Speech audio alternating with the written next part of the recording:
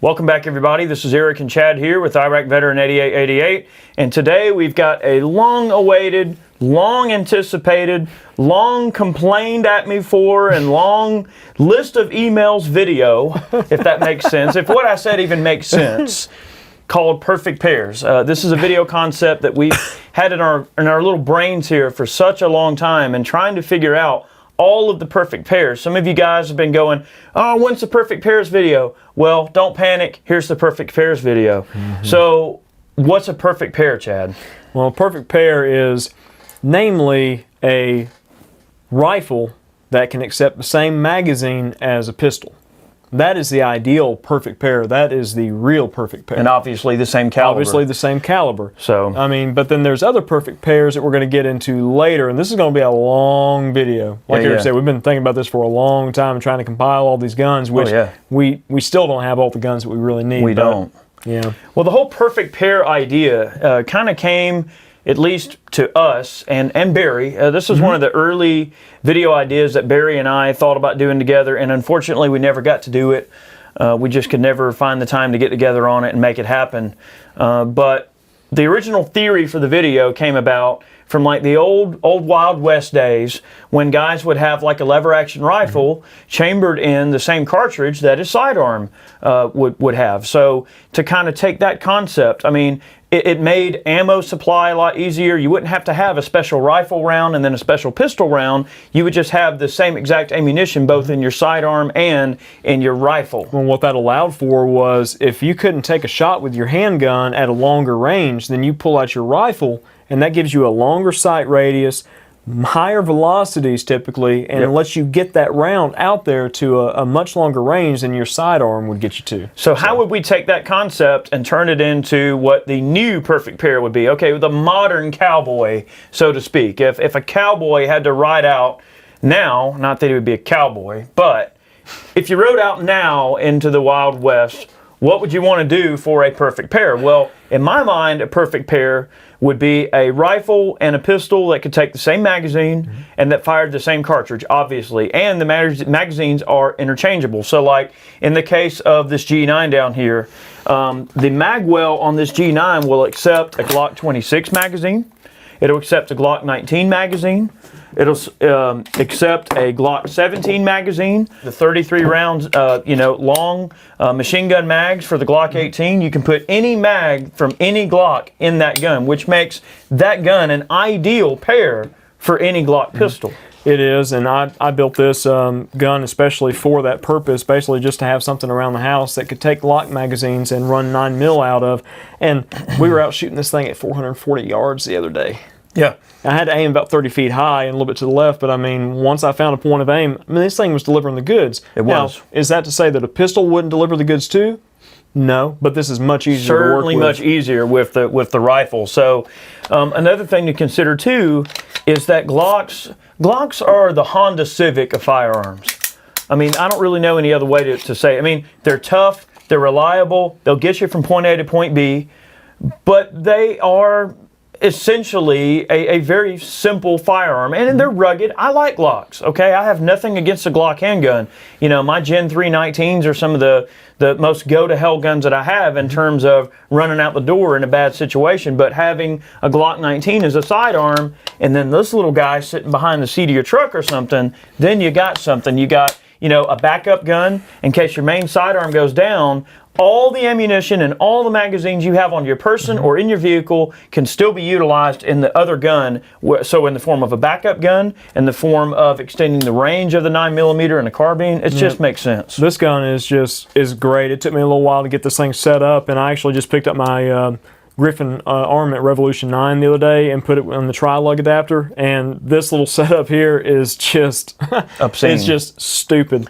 I mean, Liberty Mystic X does a really good job on here, but this can, being so compact, I mean, this rig is literally a go-to-hell rig now. For sure. I mean, but, Eric mentioned like the Gen 3 Glocks. I mean, I can take this mag out of my 17 here, and this is just an old school Gen 3 17 police trade-in, and if I need to make a longer shot, like we said, just drop it right in, and there you go, to feed the same ammo. So there are plenty of other examples of a carbine that accepts Glock magazines.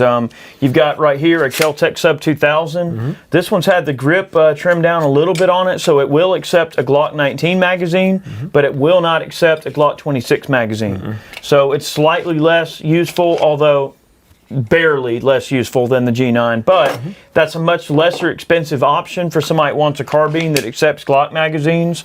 So the Kel-Tecs are good. They're concealable. They fold up really small. Options like, obviously, I've got a JR carbine in front of me. This one is a 45 ACP, but the JR carbine is neat. You get a whole lot of modularity. The JR carbine can be a perfect pair that goes along with a wide variety of different sidearms. So let's say that you have a Glock Model 21 in 45 ACP, and you want to run it in a carbine. Well, the JR, this one is set up to take Glock 21 magazines, and it's in 45 ACP. But the way that this gun is set up, I can lock the bolt to the rear, and this one's a takedown, which, yeah, I've got that thing torqued down really tight. There's actually a wrench for this thing, but this four-end can just screw off, and the barrel can simply be removed. And with the JR, a simple bolt change, barrel, and magazine block, which are all modular. You can shoot anything from 9mm, 357 SIG, 40 cal, and 45 ACP out of this one flat platform with just a simple swap of a few components. So yep, and not only the JR, but I mean, we don't have one here obviously to show, but the Chris Vector. Oh yeah. I mean, the Chris Vector is a great little carbine. And we've shot the SMG variety. We've shot the rifle, the 16-inch rifle variety with the faux suppressor shroud, and they are just wonderful guns and highly accurate.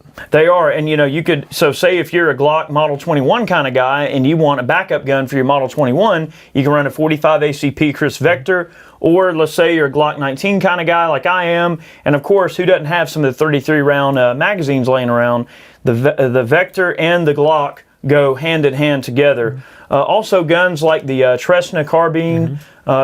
We've done a little bit of work with the Tresnas. They're pretty good, high quality 9mm AR variant. There's a ton of options out there, guys. And the reason that we're hitting on this particular concept first with this pair of guns, this perfect pair, is because there are probably more perfect pairs that you can come up with in a Glock magazine configuration than there is anything else. And that's one of the things that makes a Glock so attractive, is that so many companies make the host magazine for their gun a Glock magazine. Yeah, I mean, there's a lot of companies nowadays that are producing 9mm AR lowers, Angstad Arms, like we looked at the NFA Review Channel shoot just recently. They had some really, really awesome stuff out there. But the Lone Wolf that I have on this lower here, or this gun here, was actually one of the first dedicated Glock-fed lowers that was available on the market. I mean, before that, all you had was just magwell blocks that you had to drop in. But now it's just a flood of different companies making those lowers. And it's just awesome for anybody who wants to get into that kind of thing. Yeah, so there's never really been a better time to build an AR than now in terms of the availability of parts and the wide variety of different parts that are out there. There's also some other perfect pairs that we don't have here to show you, but we can definitely elaborate on. And in the spirit of this video, what I'm going to consider just an all-out perfect pair. Now, when we say perfect pair, we mean a pistol and rifle that can accept the same cartridge from the same magazine. That is the ultimate in cross-compatibility between a sidearm and a patrol rifle or Life and Liberty rifle. There's a lot of other options out there. Back in, I want to say, like the mid-'80s or so, Ruger used to produce basically like a little police carbine that could take like a P95 or a P89. It's one of those P-series mags. I can't recall. But, the whole idea is that a lot of cops were carrying a sidearm that was a Ruger, like a Ruger P95, and they wanted a rifle that could coincide with a P95 and take the same magazine. I'm pretty sure that was just called the Ruger Police Carbine. Yeah. If I'm not mistaken. I think so. And they got like little ghost ring sights, and it's like a little rifle stock, kind of like a rubberized Hogue or a black polymer stock. Those guns aren't necessarily around that much anymore, but there's a lot of examples of that throughout firearms development and throughout this that really come to mind when you think of it. Like you got the Marlin Camp 9s and Camp 45s, they accept the 9mm accept the 59 series mags. So if you're running a Models 59 Smith & Wesson handgun, you could have a Marlin Camp 9 and then run the magazines interchangeable between the two platforms. You could also with the Camp 45 and has a very sought after rifle for this reason. If you have a 1911, then the Camp 45 accepts 1911 magazines. Now, how cool is that? That's pretty neat. So it's the same magazines, and that is the ultimate in interchangeability. That's what that one's really cool. Also, a gun that we don't have here, and one that I've been looking for a good price for a long time, is a Beretta CX4 Storm. And it's kind of a little bit older firearm, but very, very ergonomic. It's just a 16-inch 9mm rifle, basically. They had them in 9, 40, and 45, and they accept Beretta 92 magazines. So that's kind of a cool little deal there. I mean, and it's a very lightweight package. Like I said, very ergonomic. It's just easily pointable and nice sights. I mean, those are just neat with guns. those, you could pick you up some of those like Beretta 93R mags, like little 20-shot mags. Yep. Now, granted, the options for high-cap mags in a Beretta are a little bit limited. And I have to admit, I'm not a humongous fan of the Beretta 92. It's definitely not one of my favorite handguns. Even really? the new, yeah, really, definily. I didn't know that. The new 92 A3, the improved version. I've handled a few of them, and it's neat and everything. I can appreciate the fact that they've added the rail system, and there's a few little things they've changed. But at its heart, it's still the same gun. I still just, I'm just not in love with it. I think they call that the M9A3. M9A3, okay. Yeah. Whatever it is. I think it's kind of cool. I don't like it. I think it's kind of cool. But getting back to the spirit of perfect pairs, if you are a Beretta 92, M9, whatever kind of guy, it's nice to know that you can have a carbine and a pistol that accept the same magazines. Now, getting back to Kel-Tec, a lot of people don't know, because most people that are looking for the Kel-Tec Sub 2000 are always trying to find the Glock magazine-fed variety, but they actually offer a ton of different magazine compatibility in that particular gun from the factory. I think you can get them in Smith & Wesson Model 59 mags. You can get them in Beretta 92 mags. So there's another perfect pair. If you got your Beretta 92, you can get a Kel-Tec Sub 2000 that accepts 92 magazines, and then you've got a perfect pair. Yeah, the only problem with these is they're still relatively kind of difficult to find. They are. And they have been. And the weird thing about the Kel-Tec Sub 2000 is it's been around a long time. I believe earlier this year, or it may have even been last year, they introduced a Gen 2 version of the Kel-Tec Sub 2000 with some slightly improved ergonomics, a few other odds and ends. But as far as I know, hopefully some of you guys can correct me if I'm wrong here, I think Kel-Tec is completely doing away with all of the additional magazine compatibility, and they're pretty much just sticking to Glock. Don't know about that one. I don't know. I'd have to look at that a little bit further. Now, talking about perfect pair, we got the 10mm high points, baby. Yep. What do you think about that? All right, so these rifles here, or these guns right here, are actually going to require a little bit of explanation. For the record, for the record, High Point does not offer a 10mm. Okay, this is something that we did. I have to make that clear. Don't go calling High Point thinking that you're going to get a 10mm carbine, because they don't make them. This is something that Ray and I kind of cooked up here. You can call them anyways. They might start producing one if the demand is high enough. Yeah, call them and bug them. But anyway, the High Points are another good example of a perfect pair, if you want to call it that. I mean, I personally am not a huge fan of them, but the pistol mag and the carbine mag are interchangeable, and you got a 10mm. Well, in this case, a 10mm, but originally a 40, but also a 9. And 45. And these things are very affordable. You can get these in 45, and I think also this year, High Point has a 380 carbine as well. Oh, that's kind of cool. Now, I don't know if the magazines are the same. I don't quote me on that, because I just literally just saw something in a magazine about it the other day. So 9mm, 40, 45, and now 380. So you have a 380 caliber High Point carbine. The cool thing about the High Points is, I mean, you can get both of these firearms for less than about $600. Oh yeah. I mean, out the door, easy. Yeah. I mean, with the Glock and like my G9 here, I mean, you're talking several $1,000s, especially with the suppressor, tax stamps, and the whole 9 yards. But So speaking on perfect pairs, I mean, I think you guys are understanding the concept of what we're looking at when it comes to a perfect pair. And we've detailed some of the instances where a perfect pair would definitely come into play. There's plenty of them out there if you look hard enough.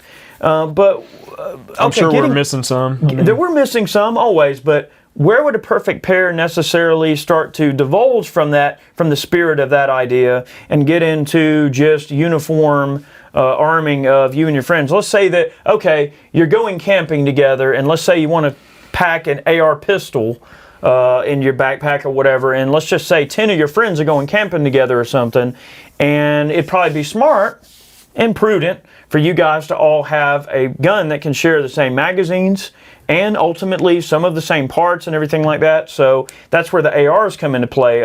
This is one of these Sig Spartan M400 pistols. It's got the burnt bronze Cerakote and everything, but this is a pistol. It accepts standard AR-15 magazines. Likewise, if a guy's running in your group with an SBR, then this SBR accepts standard M4 type magazines.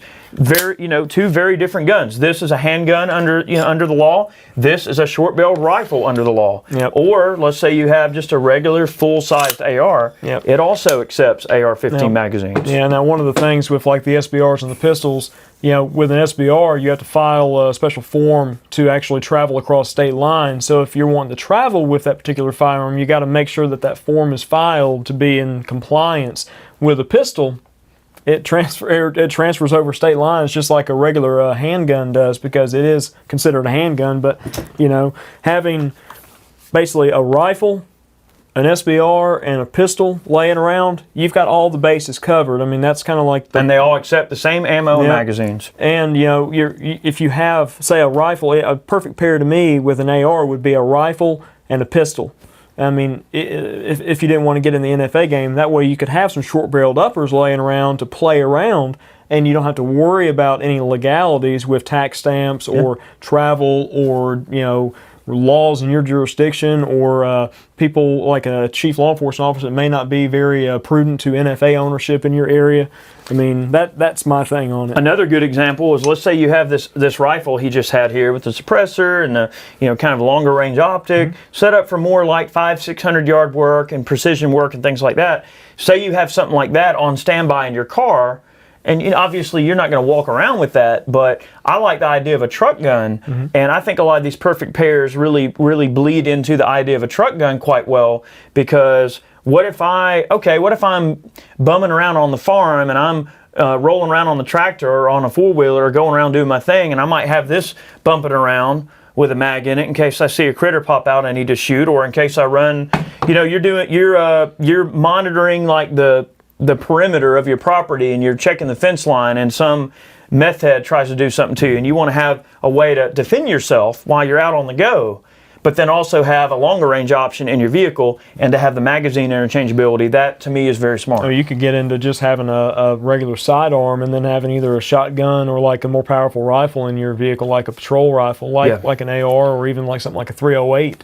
Yep. I don't go anywhere without at least a shotgun, a backup pistol, and then a pistol on my hip in my truck. I mean, that typically to me is very important. I mean, I think that a shotgun is probably maybe a little bit more useful for just, if you don't know what's going to happen and you don't know what you're going to run into, shotguns in general are very hard to beat.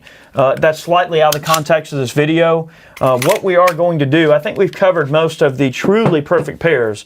Now we're going to look at things that sort of blur the line between perfect pairs, but they're not quite the exact same idea as what we're showing you here. But they do share ammo. But they do share ammo. Yeah. So we're going to go ahead and reset the table, and we'll show you guys some of those.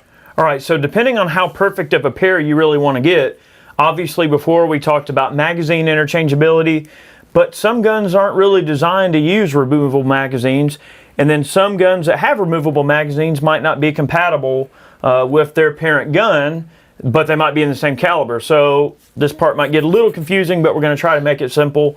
All right, like a 45 Colt Vaquero, all right? It's chambered in 45 Colt. This is a great little, gun or whatever you might want to use it for. But then I've got a Henry Big Boy here that is chambered in 45 Colt as well. So kind of going back to the old cowboy thing, you've got a lever action rifle and a revolver that are chambered in 45 Colt. Now, if I had a revolver chambered in 357 Magnum or 38 Special, like this one, this little Smith here, I could also have a Henry lever action chambered in 357 Magnum 38 Special as well. Chad also has his version. Kind of on the more modern end of the spectrum, got a 44 Magnum Smith & Wesson 29DX. This is a 6.5-inch revolver. Very, very nice revolver. Absolutely. And then we have a 12-inch Henry Big Boy Mare's Leg SBR. So this is a 12-inch barreled SBR in 44 mag. And we recently did a video on this, and this is a perfect pair to the extent that it uses the same ammunition. And what's neat about it is this barrel here, compared to the 12-inch barrel, you get a considerable jump in velocity with this barrel. It's really packs a big punch out of this 12-inch rifle here. Not to mention that thing is just a joy to shoot. It's very easy to shoot. Lightweight. It's quick handling. It picks up quick. There's just certain instances where a handgun is going to be more useful, and certain instances where a rifle is just going to be absolutely necessary. So before we were talking about other things like, okay, cartridge compatibility. I mean, like right here I've got an FN PS90, which is just a civilian version of the P90, and then we've got a FN 5.7 pistol. They're both chambered in 5.7 by 28. In fact, they're almost the only guns that are chambered in 5.7 by 28, period. Would this be a perfect pair? Maybe not an ideal pair, but perfect pair, yes. They share the same ammunition. They don't share the same magazines, but what's interesting is Masterpiece Arms produces kind of like, they make those like Mac 10, really high quality, like kind of Mac 10 looking clones. They make a 5.7 version of that gun that accepts 5.7 magazines. So you see, you could take that gun and you could SBR it and put like a little shoulder stock on it and a little sight, and then you got a gun that can share the same magazines as your 5.7 pistol. Well, if you guys remember in some of the gun tours, we've shown the SBR, the factory SBR off that MPA produces, and that gun is sweet. Yep, that's a perfect pair. And that reminds me too, they actually have a version out now that's a tiny little devil that takes Glock magazines. So that goes back to the first part of the video. I mean, a little tiny pistol like that, I mean, heck, that could be a really cool, ideal SBR. I mean, that would be a tiny little package. Exactly. I mean, and then going back to, like earlier, we were talking about Ruger 1022s. 22s in general are really, in the big scheme of things, one of the ideal type of perfect pairs. I mean, how many people don't have a random 22 revolver laying around? Yeah, 22 and then revolver. you got a 22, rifle. Granted, the magazine compatibility, there's not going to be a handgun that chambers or uses a magazine for Ruger 1022 other than like a Charger or like one of the little zip guns. Yeah, the zip don't guns really work. or the Chargers. The Chargers are neat, especially like the Charger takedowns, because they've got a little short barrel takedown assembly, and I've got a buddy who actually SBR'd one, and that's a cute little package too. But a perfect pair to me would be a quality 22 handgun and a quality 22 rifle. And when you're talking about like the 1022 and the 10-shot rotary mags, you've got the 77 22s from Ruger that accept the same magazines. But like this little Smith & Wesson compact here, this is a cute little, going around plinking rig, whatever. Got a little XC1 from Surefire on here, but that's my personal perfect pair with my CZ455, and both these guns are exceptionally quiet, and this is one little squirrel getter right here. You better believe it. You literally hear the striker drop, and that's what I love so much about the bolt action. Bolt action is pretty much my ideal rifle companion to a handgun. Absolutely. So then on the perfect pairs idea, then you get into things that might just go well together, but they might not necessarily be even the same cartridge or the same concept for what the gun's even designed to do. And a good example of that would be, all right, I'm a hunting guide in Alaska, all right, and I want to carry a 41 Magnum revolver in a good high quality holster, or a shoulder holster, or maybe one of the bandolier style holsters, maybe a 41 Magnum or 44 Magnum,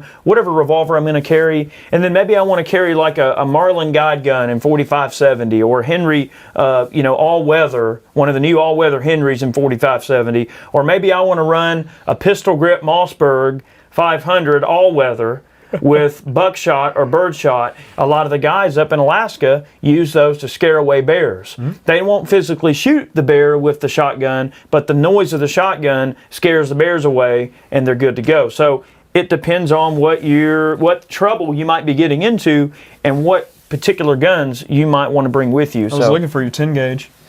It's behind you over there. It's way behind all that stuff. Oh man, yeah, the 10 gauge. I mean, so perfect pairs come in a lot of different flavors. It doesn't necessarily have to be just compatibility between the two guns in question. It can be the use, how useful the two guns are while they're together. Yeah, I mean, you could carry like we mentioned earlier, carrying a sidearm and carrying a shotgun in your vehicle or whatever the case is, but you could carry a small shotgun on your person, a small lightweight rig like that Beretta 1201 that I have. I mean, that's like a 5.5, 6 pound 12 gauge shotgun that can stomp them out. That's right. But anyways, like Eric mentioned about carrying a high quality revolver in like a bandolier holster, you could get, I think I've got it's a Diamond D holster for one of my Smith & Wesson revolvers for my 686, and it'll hold extra ammo on the bandolier. You can carry a belt with extra ammunition on there. You can carry speed loaders on your person. I mean, a revolver is kind of hard to beat, especially in a place like bear country. I mean, a lot of those guys carry those hard cast 44 mag pills, like some of those 340 grain Underwoods that we tested out recently. Yeah.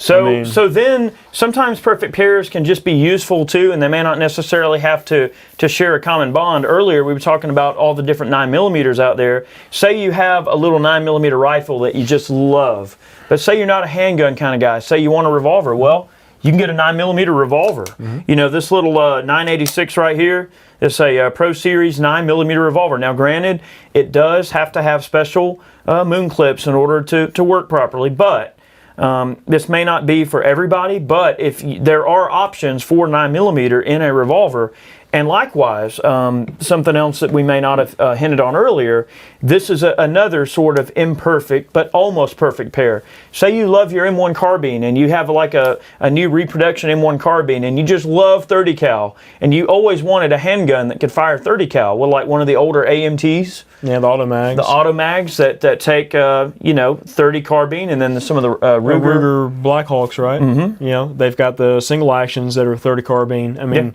they still make them. Yeah, they had one of those at Moss recently, and that was a neat gun. Somebody snatched that thing up real quick. Exactly. So there's a lot of options there. It's just weird when you start to really look close. You'll find that there's more perfect pairs around than you realize. Well, thinking about like the ARs and such as that, AKs. Oh yeah. I mean, and AK variants. I mean, you've got your regular old AK that takes a 7.62 by 39 mag, but then you've got AK pistols. Dracos, Paps, micro Dracos. Guns like the Mutant, the CMMG Mutant that we did a full review on. You got the hybrids, Exactly. like that Mutant. You've got the M10X, which is kind of a mix of several different platforms into one gun that takes AK mags. So you could have several firearms chambered for 7.62 by 39 that utilize the same magazine. So I mean, that's kind of a more than perfect pair. I mean, that could be a perfect 10 if you really wanted it to be. And ARs and AKs lend themselves to that quite well. SKSs, I mean, I've got Type Ds. Exactly. I mean, I've got an M92 PAP over there that I converted to an SBR, and it's got a shoulder stock on it, nice little folder, nice and compact. Okay, sure. If you're bumming around on the ranch or something or whatever, and you want a nice compact gun, throw the PAP over your shoulder, take it with you and carry because it's lightweight.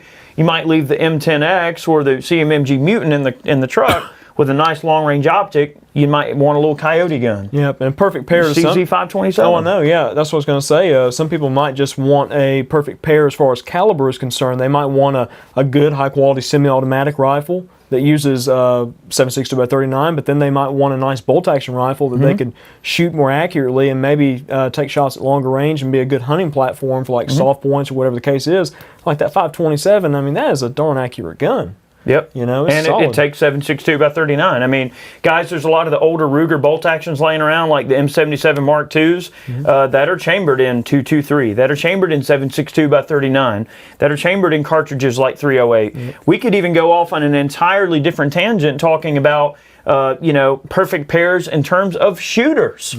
Okay, so say you're talking about a perfect pair, like let's just throw this out there, but a sniper and a spotter, for instance. Okay, the spotter might spot using a very high quality DMR that is capable of rapid follow-up shots, whereby the main sniper might be using a bolt-action rifle, maybe even in the same cartridge, that he can deliver a very precise shot, and then the spotter can immediately fire based on the miss or hit or whatever data he extrapolated from what the sniper took with the shot. So perfect pairs come in the form of uniformity between soldiers and between policemen. I mean, that's why policemen carry the same firearm as each other. It's not, it makes supply easier because it all takes the same ammo, parts, magazines.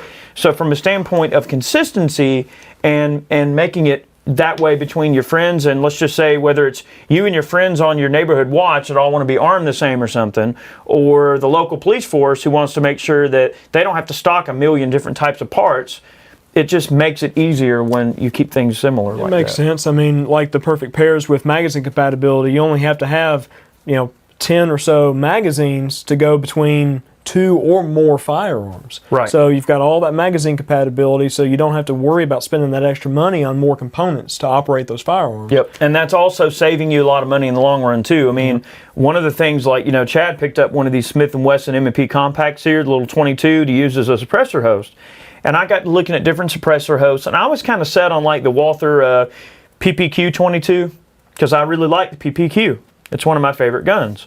But I got to thinking about it. I'm like, well, I could buy that gun, but for one, I like that gun so much, I wanted one like it because the size is very similar to a shield, and because I carry a shield on a regular basis, I thought it'd be a perfect training gun to supplement my shield, but also magazine compatibility. If I buy an M&P compact and he has one, and say we want to go to the range and just do some plinking, then I can throw all my mags in a bin and he can throw his mags in a bin, and we can have 15 mags and go out and shoot more without having to reload as much. Yep. The only thing with that gun, the magazines were a little bit hard to find, like locally. I wound up finding 2 spare mags, and then Eric found a couple of spare mags at another shop. Yep.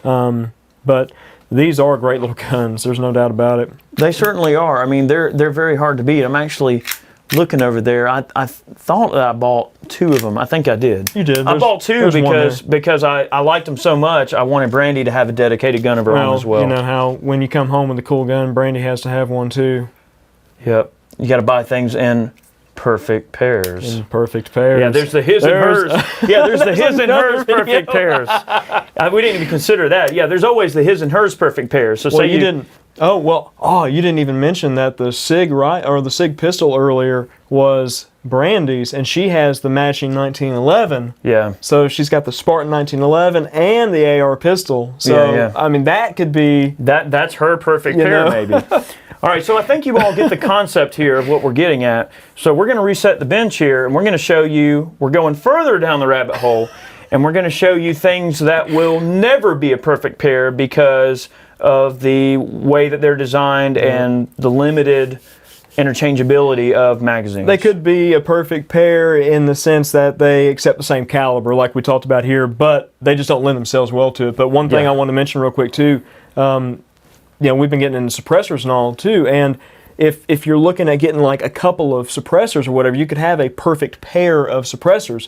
You could have a multi-purpose can like this Liberty Mystic X that you can shoot 22 all the way up to subsonic 308 out of. Yeah. Or like the new version of this, it's 45 caliber called the Cosmic that accepts all the same calibers up to 45 ACP, 4570, 458 SOCOM. There's one can right there, and then get yourself like a good high quality 300 Win Mag rated can, and you're pretty much covered. Run whatever you want out of it. You can shoot your 22s, you could shoot this on your ARs, you can shoot your 9mm handguns, your 45s. I mean, whatever. You can cover all the bases with just a perfect pair of suppressors. Yep. Absolutely. But yeah, and there's nothing saying that it it has to be only 2 also. I mean, this is just in the spirit of the original concept of the video that Barry and I came up with. We're trying to stick to that kind of spirit, and that's definitely a great idea there. So we're going to reset the table, and we're going to show you some things that don't lend themselves for an absolute perfect pair. Definitely further down the rabbit hole. There's plenty out there. Oh yeah. Well, I think it's pretty clear in this video kind of what we're getting at when it comes to perfect pairs. We're going to end the video by kind of showing you some that are great guns, but they just don't lend themselves to being a perfect pair. And that mainly has to do with the fact that there are so many firearms around that, let's just say, okay, a 9mm like this CZ Scorpion right here is a great gun, but it takes a very unique magazine, and there's no handgun that chambers the same magazine or uses the same magazine as this particular SBR here. Same thing with the MP5. MP5 mag is an MP5 mag, and it won't go in anything else other than an MP5. Now, granted, you're still getting the caliber interchangeability of a 9mm, which may still be handy to some of you, but you're losing a little bit of the charm because your backup sidearm is not in, the same magazine as these two. Yep. All of the HK patterns. Yeah, pretty much. I mean, we were thinking about it as like, man, all the HKs pretty much. I mean, you've got the PTR 91, which is basically a G3 or HK 91 clone, and they use the little waffle style magazines, 20 rounds. I mean, the only thing I've ever seen chambered in that is a pistol version of the G3, basically. And which could still be a perfect pair. It could be a perfect pair. The same thing with like the 53 series, the 5.56 variety. I mean, those magazines are pretty much it. I mean, that's it. Yeah, I mean, HK93 is HK93, 91's 91, and MP5 is MP5. HK's always been known for kind of doing that a bit. Now, the Scorpion, is a gun that I'm very fond of. I like this gun a lot. We have a full review coming out on this gun, if it isn't already up by the time you've watched this video. So we've done a full review on many of the guns that you've seen in this particular video. So feel free to check our channel. I know we've done a full review on this one, and we've got some coming up on these here. But the perfect pairs concept is something that we really have been talking about doing for a long time, and people have requested this video a lot. They have, and it's been hard on our end too, just to come up with all the different firearms that are compatible with one another. And I'm sure there's going to be some comments out there where we've forgotten like basically an important gun that we've been leaving out. I mean, I was thinking about like the Calicos. A while back. I mean, that's a very unique magazine pattern, but they did have a rifle and a pistol. All right, and then there's also like a 7.62x25, like Tokarev pistol or CZ52, and then like a PPSH machine gun or something like that. So the list could go on. We could spend, 2 days talking about this if we really wanted to. We may revisit this video with some other cool concepts as time goes on, but the firearms we laid out in this video are the most common perfect pairs. And what you're going to see. You can take the perfect pairs concept and go even further when it comes to perfect pairs that just happen to work for you and not necessarily guns that are perfect pairs because they're interchangeable with each other. Ultimately, what you have to remember is that regardless of the situation you might be in with the gun and with the two guns in your possession and for whatever use you're going to have for them, remember that ultimately they have to be the perfect pair for you personally and for whether it's a mission, whether you're kicking in a door with this and you're not concerned about any other thing because this is the only gun you're going to use, or whether it's a hunting trip where you want to have the flexibility of having like a shotgun and a scabbard on your back and then maybe like a handgun or rifle. I just thought about it, but like the hog hunt we took in Texas this past weekend, a perfect pair like for a hunting application would be a daytime rig and a nighttime rig. Which we did take both. We had daytime and nighttime specific rifles just to be able to have the flexibility of having those guns set up. So again, perfect pairs that work for your situation and for what you're trying to accomplish. That really is kind of the nature of this video and what we really tried to capture in the spirit of this video. So we hope you enjoyed it. We had a lot of fun making. Actually, no, we didn't. We didn't have a lot of fun making it because it took a long time of racking our brains to come up with all of these concepts and to try our best to get all these guns in one place to show you.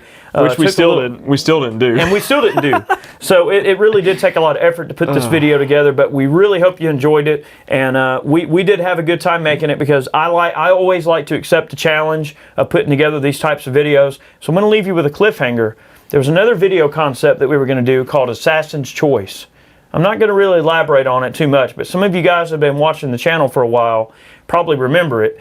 So don't worry, that video is on the way and we're going to be doing Assassin's Choice, and stay tuned for that, and it will be up eventually. So thanks for watching. We'll catch you guys next time. Take it easy, guys.